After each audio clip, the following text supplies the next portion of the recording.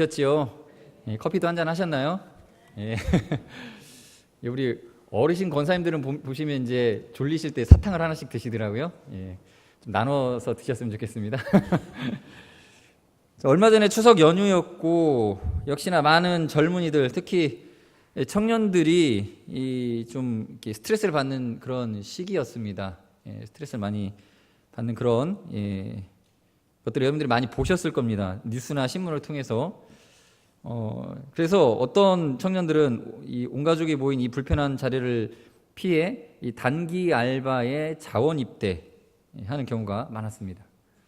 그러니까 보통 이제 연휴 때는 대부분 쉬는데 이제 마트나 이런 좀 연휴를 노리는 그런 업체들에서는 연휴 기간에 또 일을 하죠. 근데 그때는 또 일손이 또 모자랍니다. 그때 이제 거기 지원하는 청년들이 많이 있다고 하더라고요. 뭐 심지어는 어떤 데는 막 10대 1, 막 몇 대 1 막 이렇게 경쟁까지 붙으면서 서로 연휴 기간 동안에 일자리로 들어가려고 하는, 또 어떤 직장인들은 자원에서 당직을 쓰겠다고 하는 그런 일들이 있었습니다. 왜냐하면 직장 잘 다니고 있지만 또 가족들 모이면 무슨 얘기가 나오죠? 야, 결혼을 언제 하냐? 결혼 잘 준비하고 있어?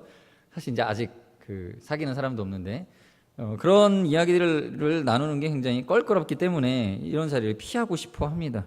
그래서 요즘 인터넷에는 이런 상황들에 대해서 뭐 팩트 폭력이다라는 용어가 많이 쓰이고 있습니다.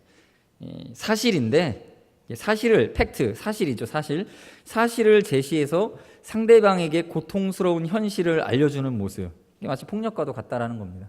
저도 약간 그런 걸 당했었습니다. 이제 대학 졸업하면서 이제 다음에 이제 제가 이제 대학원을 준비하는 그 사이에 애매한 시간이 있었거든요.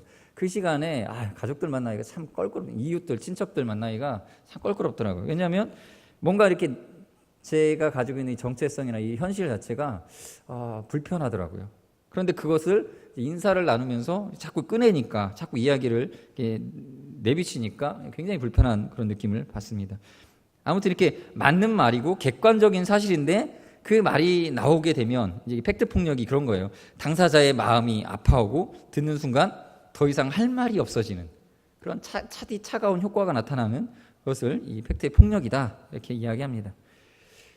여러분, 사실 우리가 가장 고통스럽게 만드는 것이 무엇이냐면, 뭐 육체적 고통도 있겠지만 이 현실과 직면하는 게 사람을 가장 괴롭게 합니다. 아픈데 분명히 그 현실 자체가 굉장히 아픈데 그것을 진단받고 그것이 그렇다라고 확실하게 말이 나오는 게 굉장히 고통이죠.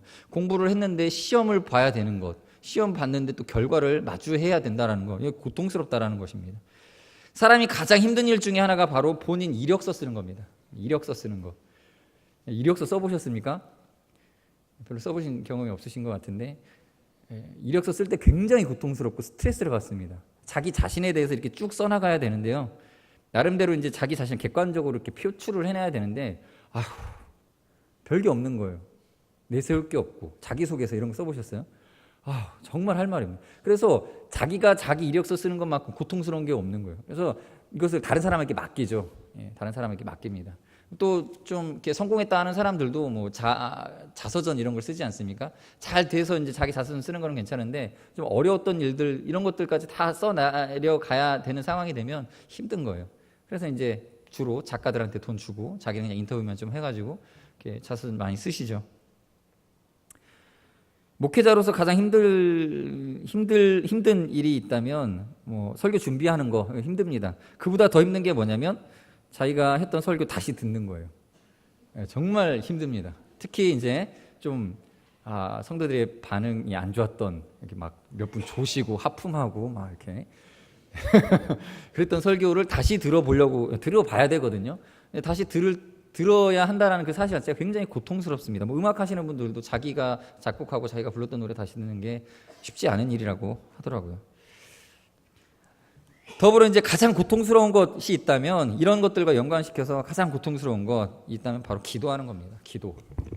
기도가 가장 힘듭니다. 이 세상에서 가장 힘든 게 뭐냐? 저는 기도라고 단연코 말할 수 있습니다. 기도는 뭐냐면 우리 보통 기도의 3요소 3가지로 압축해 보면 감사, 회개, 간구 아닙니까? 감사해야 될 일들. 감사 어떻습니까? 감사해. 자, 순서대로 이제 감사부터 시작해야지 하고 기도하고 딱 이렇게 기도하려고 자세를 잡았는데 감사할 것이 무엇이 있었지? 기억이 안 나요. 분명히 있는데 있죠. 감사할 일이 있는데 기억이 안 나고 내가 한 주간 무슨 좋은 일이 있었나?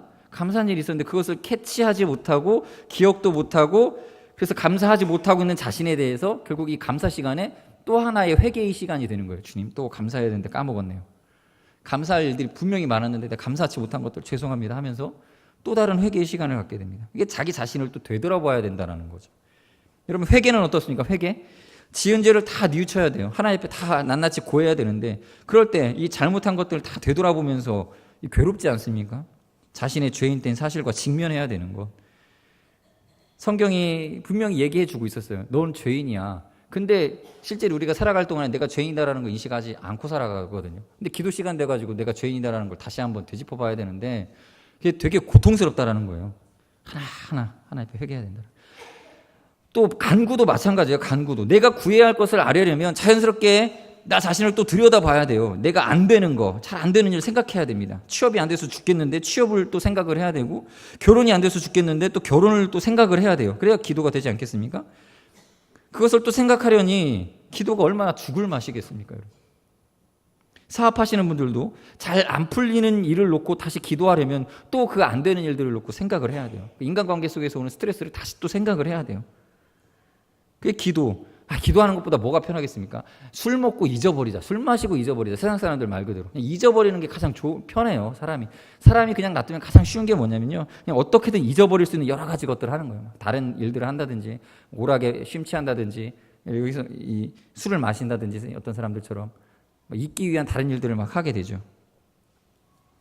내게 부족한 거, 하나님이 나에게 원하시는 거, 이거 찾아내야 하는 게 간구죠. 그러니까 기도는요. 정말 힘든 겁니다. 정말 제대로 된 기도를 한다는 것은 거의 불가능에 가깝습니다. 차라리 여러분들 그 기도 속에 감사, 회개, 간구 다음에 자랑 하나 들어갔으면 좋겠어요. 자랑 있지 않습니까? 내가 잘하고 있는 거 다시 한번 되뇌이는 거 좋지 않겠습니까? 주님 저에게 이 잘생긴 얼굴을 주셔서 감사합니다. 다시 생각해도 기분이 좋아요. 그렇죠? 예, 별로 감동이 안 되실 거예요 지금. 자. 주님 저 대단하죠. 주님 저 이번에 핸드폰 바꿨습니다. 갤럭시 S7 바꿨는데 물 방수도 되고요. 기능이 너무 좋아요. 이 잘 되고 있는 거 자랑하고 싶은 거를 다시 하나님 앞에서 열거하면서 이렇게 교제할 수 있으면 참 좋겠어요.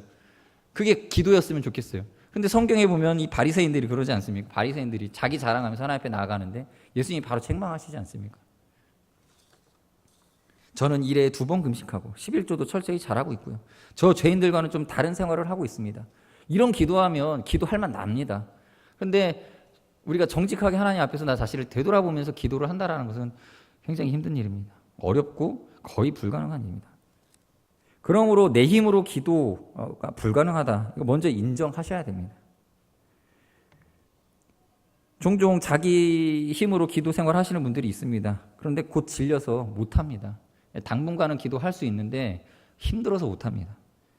어렵습니다. 그래서 여러분 우리가 말씀 듣고 은혜 받았을 때 그때 기도해야 됩니다. 또 성령님 의지해서 성령의 인도하심을 받아서 기도해야 됩니다.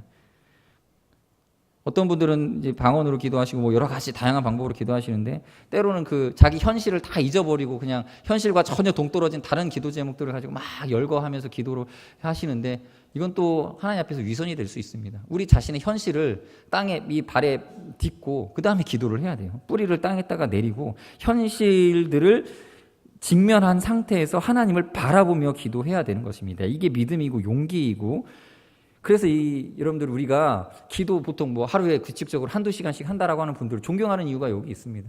힘든 일이고 어려운 일인데 성령님 의지해서 그것을 가능하게 거의 기적적인 거죠. 그것을 이루어내며 살아가시는 분들 그리고 그 기도 새벽마다 또는 정해진 시간에 기도하시고 삶으로 이어가셔서 실제로 기도를 그 불가능한 것을 이뤄내신 분들이 삶의 여러 가지 문제들도 기도처럼 하나님의 능력 속에서 행해 나갈 줄 아는 것 이런 것들을 보면 우리가 존경을 마다하지 않는 것이죠.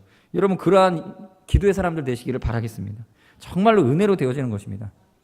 저는 오늘 본문의 말씀을 가지고 하나님을 인정할 수밖에 없다. 하나님을 인정할 수밖에 제목으로 하나님의 말씀 나누고자 합니다. 이 19절 말씀을 먼저 보시겠습니다. 19절에 보시면 다 같이 읽어볼까요? 시작. 이에 그 두 사람이 베들레헴까지 갔더라. 베들레헴에 이를 때에 온 성읍이 그들로 말미암아 떠들며 이르기를 이가 나옴이냐 하는지라. 원문에 보면 이 두 사람이 베들레헴까지 갔더라. 그 뒤에 접속사가 하나 들어갑니다. 이 와예히라는 접속사가 들어가는데요. 그리고라는 뜻입니다. 그리고. 그러니까 이에 두 사람이 베들레헴까지 갔더라. 그리고. 근데 이 그리고라는 뜻이 이제 와예히라는 단어는 단지 그리고라고는 하는 뜻만 있는 것이 아니라 이 화제 전체를 전환시켜 버리는 드디어 같은 그 뉘앙스가 들어가 있습니다. 그러니까 의역하면 이렇게 되죠. 이에 두 사람이 베들레헴까지 갔습니다. 그리고 이제 두 사람이 드디어 베들레헴에 이르렀을 때에 이렇게 서술이 되어진다는 거죠. 그리고 그 뒤에 어떻게 기록됐습니까? 온 성읍이 그들로 말미암아 소란스러웠는데 많은 사람들이 떠들며 저가 나옴이냐, 정말 나옴이냐, 저 여자가 나옴이냐 이렇게 했다라는 것입니다. 나오미로 인해서 많은 사람들이 놀랍기도 하고 기쁘기도 하고 또는 조롱 섞은 표현을 나누기도 했습니다. 그렇죠? 이 나오미라는 이 여인이 지금 매우 잔혹한 그 팩트를 가지고 돌아왔기 때문이에요. 이 사람의 현실이 지금 너무나 참 생각도 하기 싫은 그런 어려움을 가지고 돌아왔습니다. 그것을 바라보는 주위 사람들의 이 말이 무엇이냐? 하조트 나오미, 저가 나오미냐? 여러분 한번 잘 생각해 보세요. 나오미라는 이름이 뜻이 뭡니까? 나는 기쁨이다. 나의 기쁨이다. 이런 뜻이에요. 그러니까 이름이 성이 나시고 이름이 기쁨입니다. 나 기쁨. 저 사람이 나 기쁨이냐? 집안의 남자들이 다 죽었는데 저가 나오미 맞냐 이거예요. 저 나 기쁨 맞냐고. 이슈죠, 이슈. 이 상황에서 우리가 한 두 가지 정도 교훈을 저는 나누고자 합니다. 첫 번째는 이거예요. 다른 사람이 당한 이 문제, 이 잔혹한 이 현실을 어떻게 바라봐야 되는가? 또 하나는 반대로 내가 당한 이 어려움에 대한 타인의 이 웅성거림, 이 목소리에 대해서 내가 어떻게 반응해야 되는가? 이 두 가지 정도로 먼저 생각해 보고자 합니다. 그래서 첫 번째는 이거죠. 다른 사람의 문제를 우리는 어떻게 바라봐야 되겠는가입니다. 여기 성경에 나오는 베들레헴 사람들은 하조트 나오미 하면서 저가 나오미냐 하면서 수군수군 됐습니다. 그럼 우리도 동일하게 그렇게 수군수군 돼야 되겠습니까? 저는 이 누가복음과 요한복음에 나오는 말씀을 통해 간단히 한번 정리해 보겠습니다. 예수님 당대에 예수님 활동하던 그 당대에 성육신을 하시던 공생의 기간 당시에 망대가 무너져서 18명이 죽는 사건이 있었습니다. 이에 대해 많은 사람들이 왈가왈부했습니다. 대부분의 유대인들은 어떤 죄 문제와 결부시켜서 생각을 했습니다. 이에 대해서 예수님께서 명백하게 이렇게 설명을 해주십니다. 누가복음 13장 4절 5절의 말씀 보시면 제가 읽어드리겠습니다. 또 실로암에서 망대가 무너져 치어 죽은 18사람이 예루살렘에 거한 다른 모든 사람보다 죄가 더 있는 줄 아느냐? 너희에게 이르노니 아니라 너희도 만일 회개하지 아니하면 다 이와 같이 망하리라. 이 18사람이 모든 사람보다 죄가 더 있다고 너희들 혹시 그렇게 판단하고 생각하고 있느냐? 근데 그게 아니라고 예수님이 명백하게 말씀해 주시는 거죠. 그들이 죽은 이 사건을 통해서 죄를 찾지 말고 저런 재앙 자체가 너희에게 누구에게나 사람이면 너희들 누구에게나 임할 수 있다는 사실을 인식해라라는 이 경고입니다. 5절에 보시면 너희도 만일 회개하지 아니하면 다 이와 같이 망하리라. 다 너희들 다 같이. 이 공동체적인 책임을 우리에게 생각하게 하고 있습니다. 얼마나 여러분들 우리나라의 황사가 심각하죠. 황사 문제 어디서 나타나는 문제입니까? 우리나라에서 만든 매연이 오는 게 아니에요. 중국에서 저쪽 사막화되는 지역에서 또는 그 공장지대에서 발생한 미세먼지 또 먼지들이 모래들이 한반도를 뒤덮었습니다. 그래서 우리가 마시는 거예요. 우리 잘못이십니까? 우리 잘못 아닌데 같은 지구에 살고 있기 때문에 당하는 거예요. 북한에서 얼마 전에 홍수가 크게 일어났습니다. 북한 당국이 막 숨기려고 했지만 다 드러났죠. 대비 제대로 못했습니다. 결국 그 많은 피해가 있었고요. 그 피해가 바닷물로 흘러내려가서 동해안에 있는 양식장에 그물들을 다 찢어놓고 그 폐기물들이 한국 사람들한테도 엄청난 피해를 입혔습니다. 여러분, 옆 사람이 당하는 고통은 때로는 나의 죄의 결과일 수 있다는 겁니다. 이 우리 공동체의 잘못일 수 있습니다. 판단을 할 것이 못 됩니다. 우리가 할 수 있는 것은 내 죄가 가진 이 무서운 파급력이 나 자신과 공동체에 미치지 못하도록 나부터 회개해야 된다는 거예요. 죄를 멀리 해야 된다는 것입니다. 우리 주위 사람들이 당하는 고통에 대해서 내가 회개해야 됩니다. 어쩌면 이 베들레헴 사람들은 지금 나오미의 이 가족을 보면서 그들이 모압 땅으로 이주할 수밖에 없었던 기근의 원인 제공자가 베들레헴 사람들일 수 있다라는 거예요. 얼마나 우상숭배를 많이 했길래 하나님께서 그 기근으로 응답하셨겠습니까? 그 당시 제사장들이나 영적 지도자들이 바로 서 있지 않았었기 때문에 우상숭배의 죄악이 임했고 또 기근이 베들레헴 땅에 임했습니다. 그래서 결국 이 엘리멜렉의 가족이 이주할 수밖에 없었던 것 아니겠습니까? 누군가의 죄, 누군가의 잘못이 있었겠지요. 나는 그 원인은 다 알 수 없습니다. 또 누구 지적할 수는 없어요. 공동체가 같이 짊어져야 된다는 것입니다. 그러므로 타인의 현실에 대해서 우리가 비판하고 판단할 것이 아니라 차라리 우리는 나 자신과 공동체가 바뀌어야 함을 깨닫고 회개하고 함께 기도해야 됩니다. 또한 요한복음은 이에 대해서 다른 또 교훈을 우리에게 덧붙여 줍니다. 요한복음 9장 2절부터 3절 우리 다 같이 읽어볼까요? 시작. 제자들이 물어 이르되 라삐여 이 사람이 맹인으로 난 것이 누구의 죄로 인함이니까 자기니까 그의 부모니까 예수께서 대답하시되 이 사람이나 그 부모의 죄로 인한 것이 아니라 그에게서 하나님이 하시는 일을 나타내고자 하심이라. 이 태어날 때부터 맹인된 사람에게 제자들이 물은 거예요. 제자들이 누구 죄 때문입니까? 기본 전제는 뭡니까? 죄 때문이다라는 거예요. 분명히 죄 때문이다 저거는. 근데 누군지 그것만 좀 설명해 달라고 예수님에게 질문하는 것이죠. 질문 자체가 틀려버린 거죠. 이미 전제를 깔고 예수님께 물은 거죠. 그러니까 예수님이 그 전제를 박살내시죠. 이게 당시 유대인들이 얼마나 이 약한 자들에게 팩트 공격을 잔인하게 했는지 알 수 있는 그런 한 구절이죠. 제자들마저도 그렇게 생각하고 있었다라는 거예요. 예수님께서 이렇게 대답해 주십니다. 예수께서 대답하시되 이 사람이나 그 부모의 죄로 인한 것이 아니라 그에게서 하나님이 하시는 일을 나타내고자 하심이라. 예수님의 입장에서 봤을 때 이게 팩트라는 거예요. 니들이 저 맹인을 누구의 죄 때문으로 말미암은 그런 이 잔혹한 현실 속에서 죄 때문이다라고 팩트 공격을 하고 있을 때 예수님께서는 도리어 아니다, 이게 사실이다, 하나님께서 저를 통해서 하시고자 하시는 일을 나타내려고 하는 것이다. 그게 실상이라는 것입니다. 요한복음 9장 4절에서 이제 그 뒤에 이제 쭉 예수님께서 그 질문에 대한 설명을 해주십니다. 4절부터 7절까지 다 같이 읽어보겠습니다. 시작. 때가 아직 낮음에 나를 보내신 이의 일을 우리가 하여야 하리라. 밤이 오리니 그때는 아무도 일할 수 없느니라. 네가 세상에 있는 동안에는 세상의 빛이로라. 이 말씀을 하시고 땅에 침을 뱉어 진흙을 이겨 그의 눈에 바르시고 이르시되 실로암 못에 가서 씻으라 하시니 실로암은 번역하면 보냄을 받았다는 뜻이라. 이에 가서 씻고 밝은 눈으로 왔더라. 아멘. 여기에 대해서 예수님께서는 이렇게 설명해 주십니다. 때가 아직 낮음에 나를 보내신 이의 일을 우리가 하여야 하리라.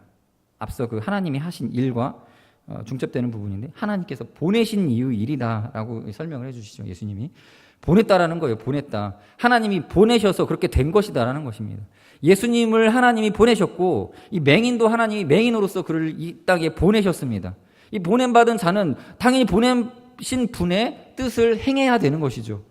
그래서 보냄받은 자의 일을 할 것이라는 뜻입니다. 각자가 하나님의 보내신 목적과 이유대로 살다가 간다라는 거예요. 이 맹인은요, 하나님께서 그렇게 보내셨어요. 그래서 하나님의 영광을 드러내시기 위하여 쓰임 받기로 그렇게 보냄받은 사람입니다. 예수님은 또 어떻게 오셨습니까? 빛으로 오셔서 그 맹인에게 빛을 비춰주시려고 보내셨다라는 거예요. 그리고 어디 가서 눈을 고쳐주십니까? 실로암, 보냄을 받았다. 거기 가서 씻으라는 거예요. 치료 받으라는 겁니다. 하나님 너를 그렇게 보내신 거다. 여러분, 우리는 각자가 어떻게 보내심을 입었는지를 가지고 형제 자매들을 바라봐야 됩니다. 가족들입니다. 우리 가족이 아픕니다. 형제가 아픕니다. 판단하시겠습니까? 저는 사실 제가 가족 우리 형님이 계시고 제가 이제 막내인데 저희 형님은요, 여러 가지 면에서 조금 제 학력도 좀 미달되시고 여러 가지 좀 삶 자체가 좀 버거웠어요. 굉장히 어렵게 사셨어요. 그거 보면서 저는 많이 느꼈어요. 왜 나는 이렇게 태어나서 그래도 제대로 대학 교육 받고 대학원까지 나오고 이렇게 목사까지 했는데 우리 형은 왜 이렇게 힘든 인생을 살고 있을까? 그래서 한편으로 어떤 생각을 가진지 아십니까? 형 어렸을 때는 그냥 이렇게 좀 건방 떨고 형한테 막 이렇게 좀 그랬는데 요즘은 무슨 생각이 드냐면 우리 형이 나한테 모든 걸 양보했구나. 뭐 저는 이런 느낌이 들어요. 판단할 수 없다라는 거죠.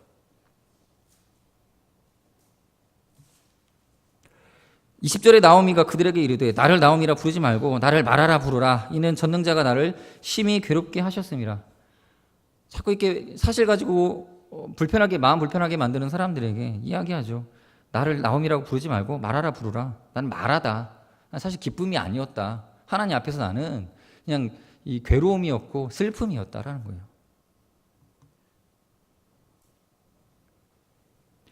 여기서 나오는 전능자, 삿다이라는 단어를 씁니다. 삿다이. 전능자는 황폐시키다, 파멸시키다라는 뜻을 가진 쏴다드라는 단어에서 유래한 명사입니다.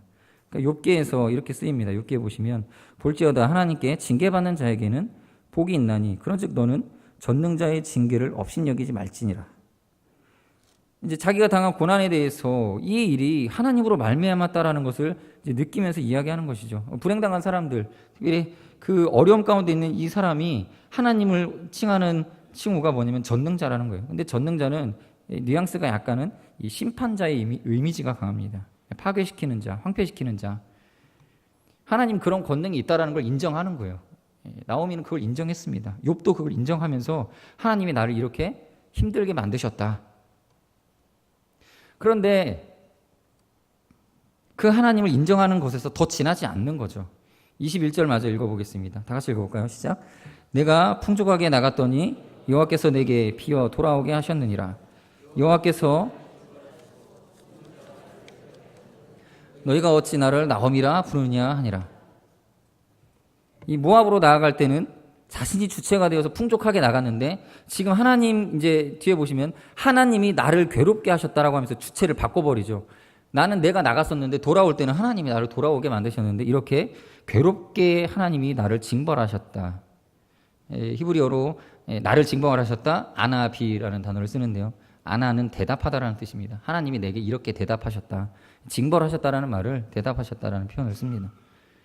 하나님이 나를 여기다가 배라고 하는 그 전치사가 붙어가지고요. 나에 대하여 이렇게 대답하셨다. 그러니까 변론하셨다. 나를 향하여서 이렇게 이 반대편에 서서 증거하셨다는 뜻입니다. 마치 검사가 이 피고인에게 그 사람이 죄가 될 만한 증거를 가지고 와서 봐봐 너 이렇게 하지 않았냐라고 이렇게 반박할 수 없는 사실을 제시했다라는 것입니다. 하나님의 이 팩트 공격을 이제 인정하는 거예요. 하나님께서 너 이렇게 된 거 맞아. 네가 잘못했고 네가 떠난 거 그거 잘한 거 아니야 라고 하는 이 사실을 펼쳐 보여주셨다는 것입니다. 반박할 수가 없습니다. 할 말이 없어지고 거기서 더 이상 어떠한 그 결론도 내릴 수가 없는 상황이 됐습니다. 이게 이 나옴이나 욥이나 이 고난당한 사람들이 가지고 있는 전제가 이거예요. 일단 뭐냐면 나는 잘 모릅니다. 몰라요. 그런데 여기까지 나를 이끄신 것은 하나님이시다. 하나님이 나를 괴롭게 하셨다. 이건 인정한다. 그분이 주권자이신데 당연히 하나님이 나를 이렇게 하셨겠지. 그거 인정한다라는 거예요. 그러나 그 다음 하나님이 날 미워해. 하나님이 나를 공격하신 것은 나를 이렇게 고난 당하게 만드시려고 나를 여기까지 이끌어내셔서 결국 나를 괴롭게 하시려고 이렇게 괴로움을 주신 거야. 그래서 하나님의 성품을 매도하는 그 단계까지 나아가지 않았다라는 거예요. 어려움을 당하면요. 여러분 우리가 당한 일들, 우리가 현재 겪는 일들 속에서 어려움을 겪다 보면 하나님을 자기 나름대로 결론 내려버리는 경우들이 있습니다. 실제로 출애굽기 14장 11절에 보면 이스라엘 백성들이 출애굽 후에 홍해바다를 건너기 직전에 길이 막혀버렸고 뒤에서 추격해오는 군사에 대한 이야기를 듣고 두려움 가운데서 이런 일들이 벌어집니다. 출애굽기 14장 11절에 이렇게 말하죠.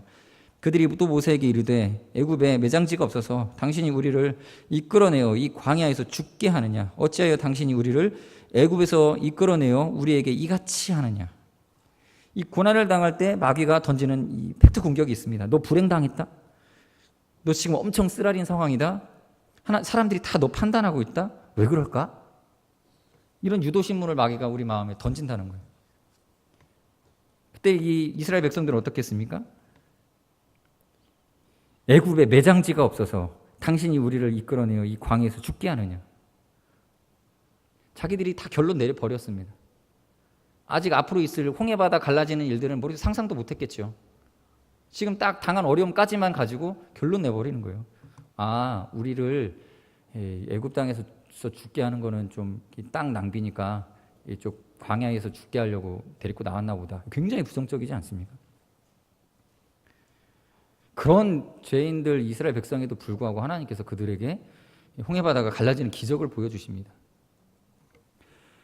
여러분, 신앙은요, 지금 내 인생에 대해서 지금 결론 내리지 않는 것입니다. 자신의 삶을 지금 판단하는 게 아닙니다. 나오미와 같이 하나님이 나를 괴롭게 하셨다라는 이 마지노선에서 멈춰야 됩니다. 이것을 지나쳐서 하나님이 나를 버리셨다거나 하나님 나를 미워하신다, 이런 생각을 해서는 안 됩니다.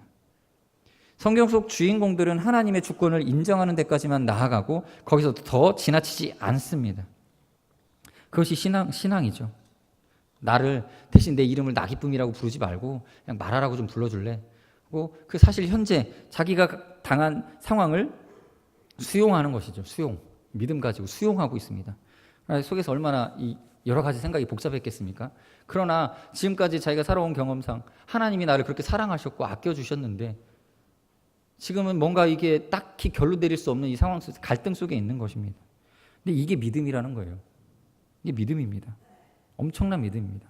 요즘 그 드론 이렇게 날리잖아요. 드론 이렇게 무선 조종기 해가지고 좀 그런 거 많이 하잖아요. 드론으로 택배도 하고 뭐 여러 가지 군사적으로 쓰이기도 하고. 보셨습니까? 날개 뭐 이렇게 프로펠러 4개 달려가지고 조종기로 딱 띄워가지고 이렇게 영상 막 하늘에서 찍기도 하고 많이 하죠. 그 드론을 조종하는 기술 중에 이제 하버링이라고 하는 게 있습니다. 하버링. 공중에 그냥 별거 아니에요. 제자리에 그냥 머물게 만드는 기술이에요. 이렇게 흔들흔들하지 않겠습니까? 모터가 4개가 이렇게 날개가 돌아가고 있으면 이거 제자리 유지하고 있는 게 쉬운 게 아닙니다. 이쪽으로 가든지 저쪽으로 가든지 막 치우치고 막 흔들흔들 해야 되는데 이거를 기술을 제대로 연마한 사람은 이 스틱을 계속 조금씩 미세 조정하여서 제자리에 가만히 떠 있는 것처럼 유지를 시켜요. 이걸 하버링이라고요. 이게 쉽지 않은 기술입니다. 기초 기술이면서 반드시 익혀야 되는 기술이에요. 드론을 하려면. 마찬가지로 이제 헬리콥터에서도 똑같아요. 헬리콥터에서 가장 어려운 기술이 뭐냐면 구조 작업할 때 공중에서 띄워놓는 거예요. 그냥 제자리에 밑에 사람 이제 끌어올리기 직전에 이렇게 선 쭉 내려가지고 그 땅하고 일정 간격 유지하면서 공중에 띄워놔야 되는데 그게 헬기 운전하는 사람들에게서 굉장한 기술입니다. 특별한 훈련이 많이 필요한. 차라리 착륙을 시켰으면 시키든지 뜯으면 뜨든지 이렇게 해야 되는데 공중에 떠 있게 하는 거. 이게 굉장히 어려운 거라는 거예요. 비행기도 사실은 착륙이 어렵고 이륙이 어렵고 착륙이 어려운데 비행기는 공중에 떠 있지를 않잖아요. 그런 기술이 필요가 없기 때문에 그거는. 근데 이 헬리콥터는 공중에 떠 있어야 돼요. 어려운 것이죠. 이제 이제 드론도 비싼 거 이제 GPS가 달려 있는 드론이 있습니다. 약간 가격이 나가는 거는 자동으로 이제 그 조정이 돼요. 딱 한 자리에 딱 머물러 있을 수 있어요. 공중에서 교신을 통해서 자기 위치를 딱 파악을 하고 자리에 머물 수 있습니다. 그런 드론은 비쌉니다.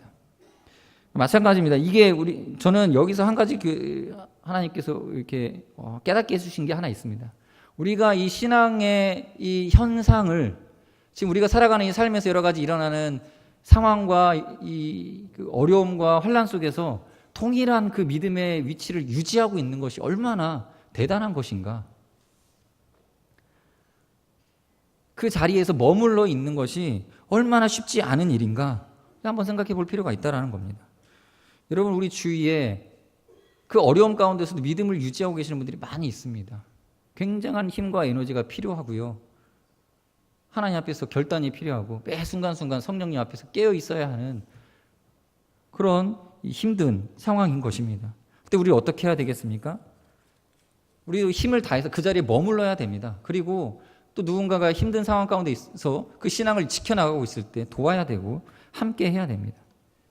이렇게 이 신앙의 이 마지노선에서 멈춰 있는 이 나오미, 이것을 하나님께서는 이 믿음, 이 자기 자신의 위치를 지키고 있는 이 믿음을 하나님께서 보셨을 것입니다. 그리고 이제 22절에 보시면 뒤에 있을 나오미 이 집의 회복, 엘리멜렉 가문의 회복, 후에 다윗 가문의 출현이라는 이 복선이 깔리는 한 구절이 등장을 하는데 22절에 이렇게 기록되어 있습니다. 나오미가 모압 지방에서 그의 며느리 모압 여인 룻과 함께 돌아왔는데 그들이 보리 추수 시작할 때에 베들레헴에 이르렀더라. 무엇입니까? 하필 나오미가 돌아온 그때는 보리 추수 시작할 때였다라는 거예요. 뒤에 나오죠. 이제 2장에서 보아스가 등장을 하고 보아스의 밭에서 보리를 줍던 룻, 그가 보아스와 나중에 이게 결혼하게 되고, 이런 하나님의 해피엔딩이 깔려 있는 거죠. 성경에는요, 이렇게 하나님의 주권을 인정한 뒤에 놀라운 회복의 역사가 진행되는 것들을 많이 보게 합니다. 그 중에 한 예가 사무엘상에 나오는 이 다윗의 이야기인데요. 다윗, 사무엘상 16장 11절부터 12절까지 한 말씀 볼까요? 다시 읽어보겠습니다. 시작.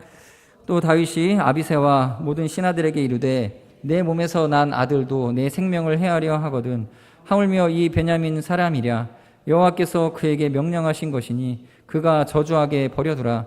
혹시 여호와께서 나의 원통함을 감찰하시리니 오늘 그 저주 때문에 여호와께서 선으로 내게 갚아주시리라 하고, 다윗이 압살롬을 피해서 궁에서 쫓겨나 버선발로 도망하고 있을 때 시므이라고 하는 이 베냐민 지파 사람이 와가지고 입에 담을 수 없는 욕을 다윗에게 퍼부었습니다. 여러분, 어려움 당하고 있을 때 누군가 와서 시원하게 욕이라도 한마디 해주면 좀 시원할 수도 있겠지만 사실 가슴 찢어지는 일이죠. 그때에 다윗이 그를 죽일 수도 있었습니다. 그런데 이렇게 고백하죠. 그가 저주하게 버려두라. 혹시 여호와께서 그에게 명령하신 것이니 여호와께서 혹시 그를 명령하셔서 나에게 저주하게 두셨다면 그거 내버려 두라라는 거예요. 하나님의 주권을 수용하고 있지 않습니까?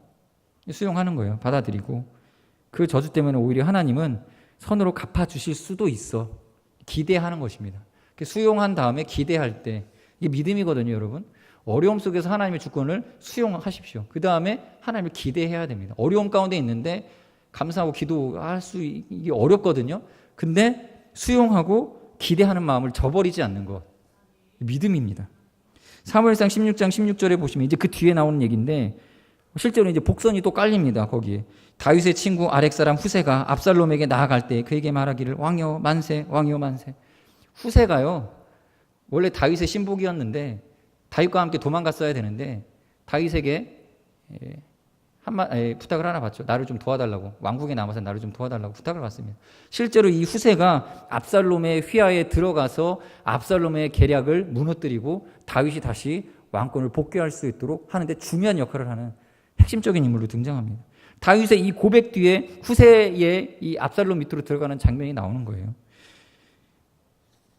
에스더서에도 이렇게 기록되어 있습니다. 같은 비슷한 내용인데, 이때 네가 만일 잠잠하여 말이 없으면 유다인은 다른 데로 말미암아 노임과 구원을 얻으려니와 너와 네 아버지의 집은 멸망하리라. 네가 왕후의 자리를 얻은 것이 이때를 위함인지 누가 알겠느냐. 지금 고난 속에 있는데 지금 모르드게는 하만 때문에 고통 속에 있습니다. 곧 죽을지도 모르고 자기만 죽는 게 아니라 유다 온 사람들이 다 죽을, 이 자기 때문에, 자기 믿음 하나 지킨 것 때문에 죽을 수도 있는 이 상황, 고난 속에서 기대하죠. 네 왕후를 얻은 게 하나님 주권이죠. 주권 인정하면서 하나님이 너 왕후 줬다라는 거예요. 그리고 이때를 위해서 주신 것 아니겠느냐 기대합니다.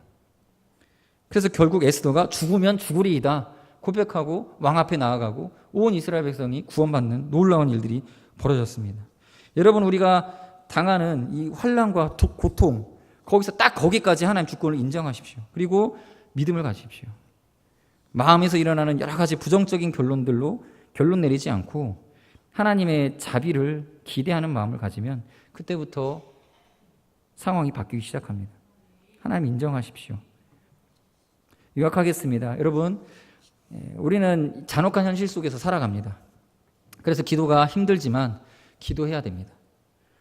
타인의 괴로움을 볼 때 나와 우리 공동체의 책임감을 가져야 됩니다. 또한 나의 현실 속에서 하나님을 인정하고 자비와 긍휼을 기대하며 그곳에 머물러야 합니다. 이것이 믿음입니다. 믿음으로 말미암아 하나님의 능력이 성도님들에게 나타나시길 바라겠습니다.